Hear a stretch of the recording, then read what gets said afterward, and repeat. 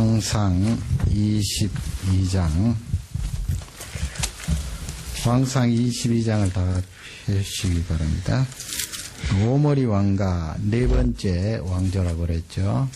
오므리 왕가의 아합, 아버지가 오므리, 그 다음에 아합, 아하시아, 여호람, 이렇게 대를 이어서 이스라엘, 북쪽 이스라엘의 오므리 왕가를 이루는데요. 이제 22장에서 앞쪽에 예언된 대로 아합 왕이 세상을 떠나게 되지요. 전사를 하게 되는데, 이 아람 나라와 길앗 라모 땅을 돌려받기 위해서 전쟁을 합니다. 전쟁하기 전에 하나님의 선지자께 나갈까요 말까요 그렇게 묻는 내용이 이제 나와 있는데, 우리가 이 세상에 살면서 어느 것이 바른 길인가, 어느 생각이 맞는가, 내가 가고 있는 길이 정확한가, 그것을 안다는 것이 얼마나 중요합니까? 그러나 이 아합은 잘못된 예언을 듣고 그 길을 선택함으로 이 세상을 떠나게 됩니다. 오늘 이 내용을 가지고, 이 주제를 가지고, 한 가지 주제를 가지고 쭉 성경을 살펴보기를 원합니다. 먼저 5절 말씀을 우리 다 같이 한 음성으로 읽겠습니다. 5절입니다. 여호사밧이 또 이스라엘 왕에게 이르되 청컨대 먼저 여호와의 말씀이 물어보소서. 아합 임금이 북쪽 이스라엘이잖아요. 남쪽에 이 남쪽에 여호사밧이라는 그런 임금님이 있습니다. 이 남쪽 유다 임금님이 북쪽 이스라엘과 손을 잡고 길앗 라모 땅을 찾기 위해서 전쟁을 하는데, 이 여호사밧은 신앙이 괜찮았습니다. 그런데 왜 도대체 아람과 전쟁을 위해서 북쪽 이스라엘 그 우상주의자 아합과 손을 잡았는지, 그것은 큰 잘못이죠. 하나님 앞에 여쭈어보고, 하나님 아버지, 북쪽 이스라엘과 손을 잡고 전쟁을 할까요? 그렇게 여쭈어봐야 되는데 그렇게 하지 않고 지금 전쟁을 하기 전에 아합 임금님께 물어보는 내용입니다. 하나님의 선지자가 있습니까? 그들에게 하나님의 그 말씀을 듣고 떠나는 것이 좋을 것 같습니다. 아무래도 아합보다는 훨씬 신앙이 낮고 또 하나님 앞에 헌신된 왕이에요. 남쪽 유다 왕은. 그러니까 아합이 원래 뭐 이스라엘 사람들 쭉 그렇게 해왔듯이 전쟁하기 전에 하나님 앞에 물어보는 그런 관례가 있잖아요. 율법에도 나와 있고. 그렇게 해서 400명의 선지자를 모읍니다.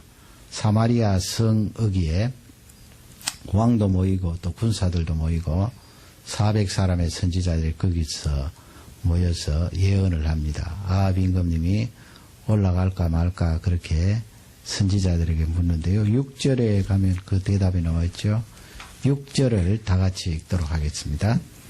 이스라엘 왕이 이에 선지자 400인쯤 모으고 저에게 이르되 내가 길앗 라못에 가고 싸우랴 말랴. 저희가 가로되 올라가서 주께서 그 성을 왕의 손에 붙이시리이다. 길앗 라모 땅으로 올라갈까 말까 그렇게 아합 임금님이 아람과 전쟁하기 위해서 물어보는데요. 이 400사람의 선지자들이 올라가라고 말합니다. 올라가소서 하나님께서 그 아람 나라를 당신의 손에 붙이실 것입니다. 또 길앗 라모 땅을 도로 찾을 것입니다. 그렇게 권고하는 내용이 나와 있습니다. 그 말을 들은 이제 여호사밧 임금님이 조금 못 믿었습니다. 400사람 정도 그렇게 예언을 했지만은 그래도 한 번 더 이제 간청을 합니다. 이 선지자들 말고 하나님의 말씀을 대언하는 선지자가 없습니까? 그러니까 8절에 가서 그 아합 왕이 그렇게 말해요. 8절을 다 같이 읽겠습니다. 이스라엘 왕이 여호사밧에게 이르되 오히려 이밀라의 아들 미가야 한 사람이 있으니 저로 말미암아 여호와께 물 수 있으나 저는 내가 대하여 길한 일은 예언하지 아니하고 흉한 일만 예언하기로 내가 저를 미워하나이다. 여호사밧이 가로되 왕은 그런 말씀을 마소서. 미가야라는 선지자인데요. 그 소선지에 나오는 미가 선지자는 아닙니다. 미가야라는 그 엘리야 시대에 있었던 선지자입니다. 미가야. 이 선지자도 엘리야 선지자처럼 정확하게 하나님의 말씀을 전하고 선포하는 그런 선지자예요.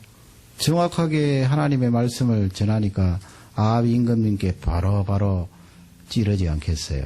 그 우상에 대해서 지적을 하고 그렇게 우상 섬기면 멸망당할 것입니다. 계속해서 이야기하니까 아합 임금님이 그 여호사밧에게 그렇게 이야기를 하지요. 그 선지자는 나에게 나와서 예언을 하면 길한 예언, 그 선한 예언은 하지 않고 흉한 예언을 합니다. 그 원래 원문에 보면은 나에게 좋은 것은 말하지 않고 악한 것을 말합니다. 그렇게 되어 있습니다. 그 악질입니다. 그 악한 말을 나에게 합니다. 그러니 그 선지자를 불러내면 틀림없이 나에게 또 그런 악한 말을 할 것입니다. 그런 내용이 되겠지요. 그러니까 남쪽 유다 여호사밧이 신앙이 있기 때문에 그 아합 임금님을 계속해서 설득을 하지요.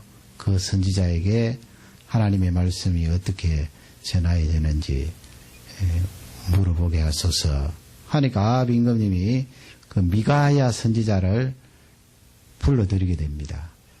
그 미가야 선지자가 아합과 여호사밧 또 400명의 선지자들 앞에서 이제 이야기를 합니다. 15절 내용을 보면 간단하게 그렇게 이야기해요. 우리 15절을 다 같이 읽겠습니다. 이에 왕에게 이르니 왕이 저에게 이르되 미가야야 우리가 길르앗 라모스로 싸우러 가랴 말랴. 저가 왕께 이르되 올라가서 승리를 얻으소서. 여호와께서 그 성을 왕의 손에 붙이시리이다. 미가야 선지자도 그렇게 지금 성경만 쭉 읽어 내려가면 우리가 뭐 그 사람의 표정이라든지 또 감정 분위기라든지 알 수 없기 때문에 앞쪽에 나왔던 400명의 선지자와 비슷하게 말하는 것 같습니다. 올라가서서 승리할 것입니다. 그런데 그 다음 이렇게 문맥을 보면 그것이 바른 말이 아니라는 것을 알 수가 있죠. 왜냐하면 아합 임금님이 그 부분에 대해서 다시 한번 진실을 말하라. 몇 번 내가 너에게 맹세를 시켜야 진실을 말하겠느냐. 그 문맥을 봐서 미가야 선지자가 아합 임금님 앞에 서서 그렇게 조롱하듯이 이야기하는 거예요. 성경은 그냥 글자만 딱딱 적혀 있으니까 우리가 감정은 읽을 수가 없잖아요. 그러나 이 미가야 선지자가 아합 임금님 앞에서 조롱하듯이 올라가셔서 왕이 승리할 것입니다. 그렇게 이야기를 합니다. 그도 그럴듯이 아합 임금님이 미가야 선지자를 불러내어서 하나님의 말씀을 듣겠다는 그 자세가 안 돼 있는 거예요. 여호사밧 임금님이 억지로 그렇게 간청을 했기 때문에 그를 불러낸 것이고 또 아합 임금님 자체가 하나님의 말씀을 순종하겠습니다 하는 그 마음은 전혀 없었던 것입니다. 그것을 미가야가 알기 때문에 그냥 비꼬듯이 조롱하듯이 아합 임금님을 향해서 올라가면 승리할 것입니다. 대번에 알잖아요. 아합 임금님이 이 선지자가 나를 조롱하고 비꼬는구나. 그래서 다시 한번 강하게 이야기를 해서 너에게 있는 하나님의 말씀 진심을 우리에게 이야기를 하라 하니까 17절 말씀에 우리 17절을 다 같이 읽겠습니다. 저가 가로되 내가 보니 온 이스라엘이 적자 없는 양같이 산에 흩어졌는데 여호와의 말씀이 그 무리가 주인이 없으니 각각 평안히 그 집으로 돌아갈 것이니라 하셨나이다. 목자 없는 양같이 흩어졌다. 이스라엘 백성들이 그렇게 되었다. 지금 미가야 선지자가 하나님의 말씀을 받으면서 본 그것을 이야기하는 거예요. 목 잡는 양같이 이스라엘 백성들이 흩어졌다. 그리고 주인 없는 양같이 그렇게 평안히 집으로 돌아가더라. 그러니까 전쟁에 지겠다는 거예요. 그 이스라엘 백성 군사들이 목 잡는 양 같으니까 왕은 세상을 떠나고 세상 떠났으니까 더 이상 전쟁할 필요 없잖아요. 전쟁에 졌잖아요. 그러니까 각자 흩어져서 자기 고향 집으로 돌아가겠다. 왕이여 그 전쟁에서 당신은 죽을 것입니다 하는 그 예언을 그렇게 비유적으로 말씀을 한 것입니다. 그것이 하나님께서 미가야에게 주신 말씀이고 미가야가 그것을 정확하게 아합에게 또 여호사밧에게 전달하는 내용이 거기에 나와 있습니다. 이 미가야 선지자가 거기다가 이제 부연 설명을 합니다. 천상의 모습을 이 미가야 천상의 광경을 미가야 선지자가 보았는데 그 욥기서라든지 성경에 몇 군데에 나오지 않아요. 천상에 그 하나님 보좌 있고 또 거기에 사단도 등장을 합니다. 악한 영이. 그렇기 때문에 성경에 여러 군데 나오는 부분은 아니에요. 왕상 22장에 여기에 나오는데 그 천상에서 본 내용을 아합과 여호사밧에게 또 거짓 선지자들에게 이야기하는 내용이 20절 이하에 쭉 나와 있습니다. 다 읽을 수는 없고요. 20절 읽겠습니다. 여호와께서 말씀하시기를 누가 아합을 깨어 저로 길앗 라맛에 올라가서 죽게 할까 하시니 하나는 이렇게 하겠다 하고 하나는 저렇게 하겠다 하였는데 욥기에 나오는 내용과 비슷하잖아요. 하나님께서 누가 이 아합을 길앗 라못 땅으로 가서 죽게 할고 그렇게 천상에 회의가 열리는데 여호와 하나님께서 말씀을 하시는 것입니다. 21절을 보겠습니다. 한 영이 나와 여호와 앞에 서서 말하되 내가 저를 깨겠나이다. 내가 저를 깨겠나이다. 그 한 명은 바로 악한 영이에요. 하나님께서 허용을 하시는 거죠. 그 하나님의 주권하에 다 있다는 내용입니다. 선한 천사나 악한 천사나 타락한 사단이나 하나님의 권세 아래에 있지요. 자기 마음대로 할 수 있는 게 아닙니다. 22절을 다 같이 읽겠습니다. 여호와께서 저에게 이르시되 어떻게 하겠느냐 가로되 내가 나가서 거짓말하는 영이 되어 그 모든 선지자의 입에 있겠나이다. 여호와께서 가라사대 너는 깨겠고 또 이르리라 나가서 그리하라 하셨은즉 이 한 명이 어떻게 하겠느냐 하나님의 그 질문을 받고 내가 거짓말하는 거짓 영으로 그 입술에 들어가겠습니다. 그리고 꿰겠습니다. 그렇게 말하는 거예요. 하나님께서 허락을 하시죠. 그렇지만 이 본문을 가지고 하나님께서 죄를 짓도록 하는 원인자이시다. 그렇게 말씀하면 성경에 맞지 않는 거예요. 하나님께서 허용을 하셨지만은 그 악한 영이 다니면서 거짓말 하도록 하는 것은 악한 영이 하는 거예요. 그러나 하나님께서 역사를 운행하시면서 그것을 허용을 하셨습니다. 특히 이 아합이 심판을 당할 때 이 거짓 영이 들어가서 역사하도록 우리 하나님께서 허락을 하신 거예요. 그래서 이 거짓 영이 누구에게 들어갔습니까? 그 400명의 선지자들에게 들어갔어요. 거짓 영이 들어가니까 그들이 생각하고 말하고 표현하는 모든 것이 거짓이잖아요. 거짓말이 나가요. 그리고 거기에 두목이 시드기야라는 선지자인데 400명의 두목입니다. 그들을 리드하고 이끄는 그런 사람입니다. 24절에 미가야 선지자에게 와서 무슨 짓을 합니까? 이렇게 말해요. 우리 24절을 다 같이 읽겠습니다. 그나아나의 아들 시드기야가 가까이 와서 미가야의 뺨을 쥐며 이르되 여호와의 영이 나를 떠나 어디로 말미암아 가서 내게 말씀하더냐. 다가와서 이 시드기야가 미가야 선지자의 뺨을 때리면서 나에게 있던 여호와의 신이 떠나 어디로 갔더냐, 너에게 갔더냐, 그렇게 뺨을 때립니다. 여기서 가만히 한번 생각해 보세요. 숫자로 따지면 민주주의식으로 하면 400대 1이잖아요. 400대 1인데 지금 우리는 성경을 다 알고 있잖아요.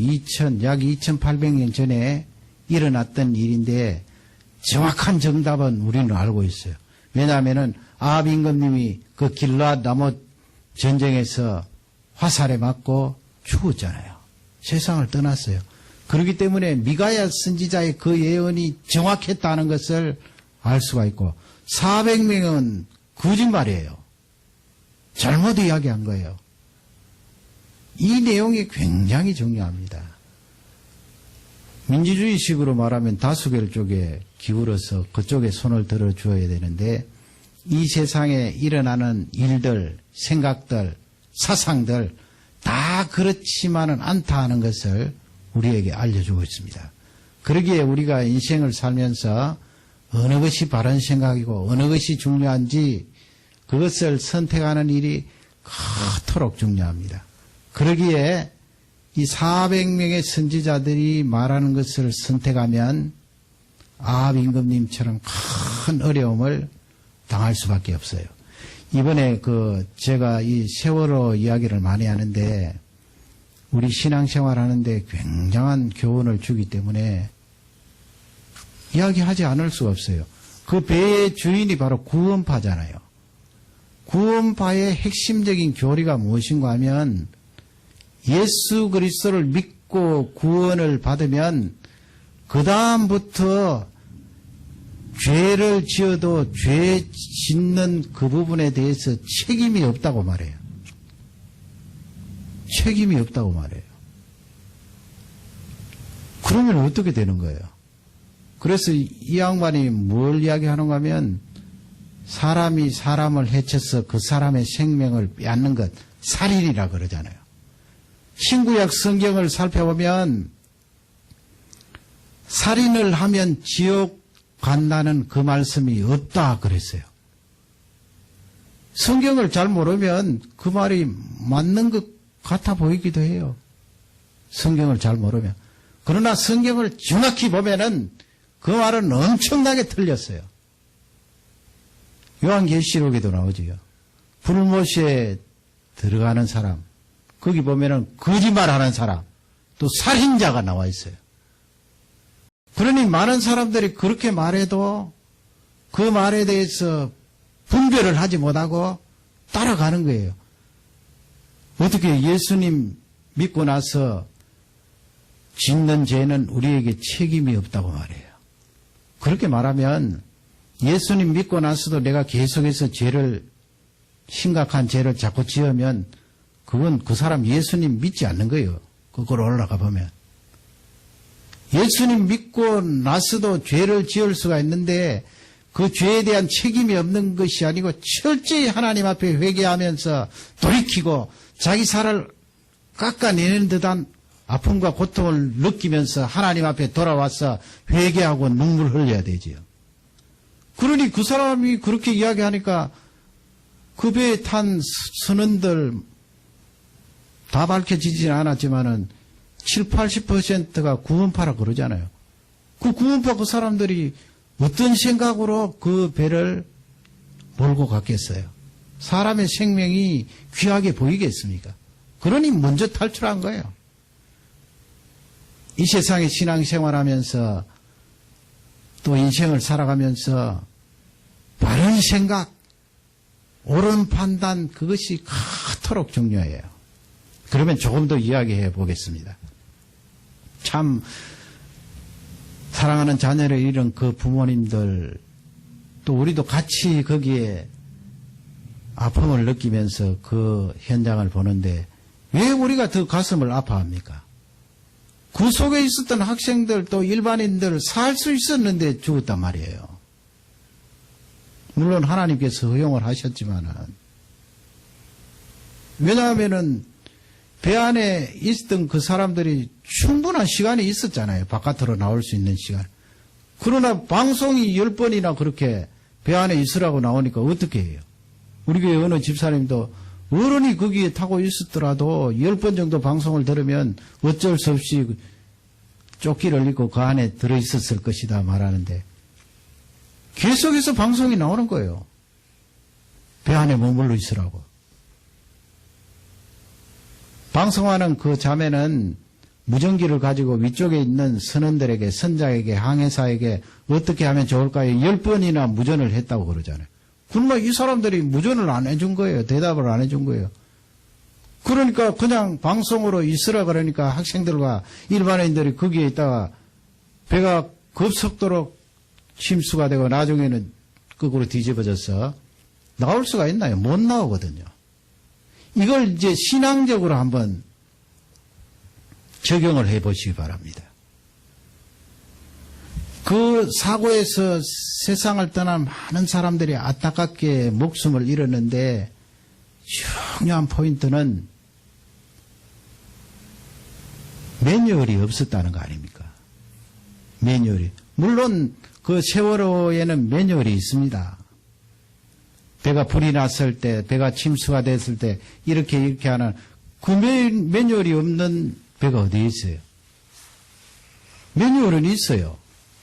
그 이쪽에 선진국의 유명한 크루즈 회사들은 승객들이 딱 탑승을 하면 적어도 30분은 물론 뭐 금방 다녀오는 페리 같은 것은 그런 경우가 적습니다만은 일주일씩 이렇게 걸리는 크루즈 같은 것은 30분 동안 훈련을 한대요. 선원들만 훈련을 하는 것이 아니고 탔던 승객들이 일체 다 모여서 불이 났을 경우는 이런 통로로 위쪽으로 올라가고 조끼는 이렇게 있고 또 그 위에 있는 구명보트들 이렇게 하면은 그것이 터져서 안전하게 거기에 탈 수 있다. 30분 동안 훈련을 한대요. 다 그런 것은 아니지만은 또 배가 가라앉고 물이 들어오기 시작했을 때 이렇게 하라. 그 매뉴얼이 있잖아요. 그리고 철저히 그렇게 30분 동안 훈련을 하니까 보세요. 그 학생들이 평소에는 부모님 말도 뭐 잘 들은 학생도 있겠습니다만은 저항감을 가지고 불순종했던 학생들이 많은데 계속해서 방송이 나오니까 물이 차 들어옴에도 불구하고 그 자리에 있은 거예요. 예 하면서 스마트폰으로 촬영하고 보면은 방송이 나오니까 그 자리에 계십시오 하니까 예 그런 소리도 들리잖아요. 얼마나 안타까워요. 왜 그렇게 되었는가? 연습이 없었어요. 훈련이 없었어요.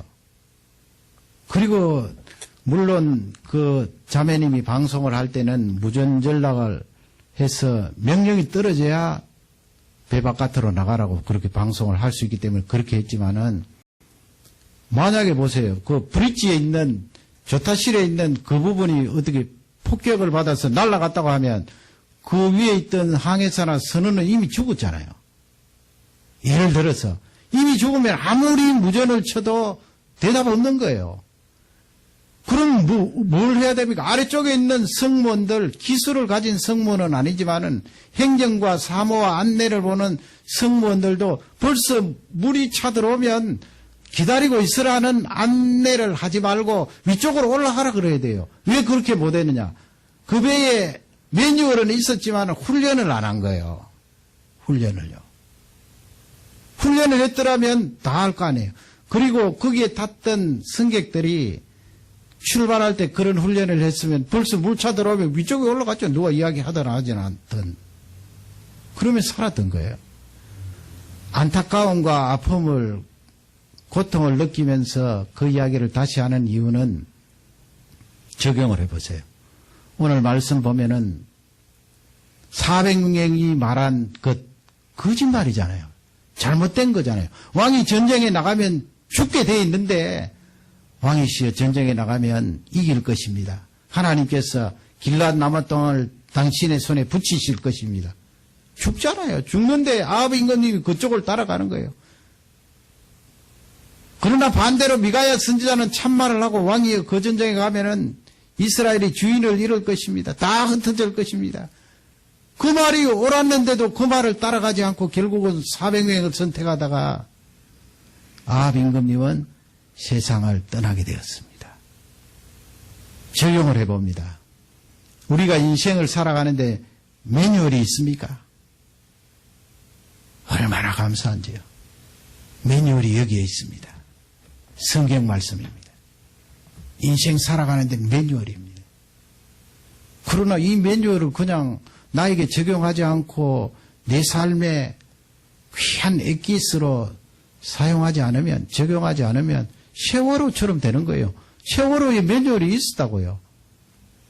매뉴얼이 있었지만은 활용을 안 하고 훈련을 안 하고 적용을 안 했기 때문에 그 학생들이, 선생님들이 그냥 가만히 있다가 세상을 떠난 거예요. 조금이라도 적용을 하고 훈련을 했더라면 뛰쳐나갔죠. 왜 뛰쳐 못 나가요? 벌써 그렇게 훈련을 했는데요.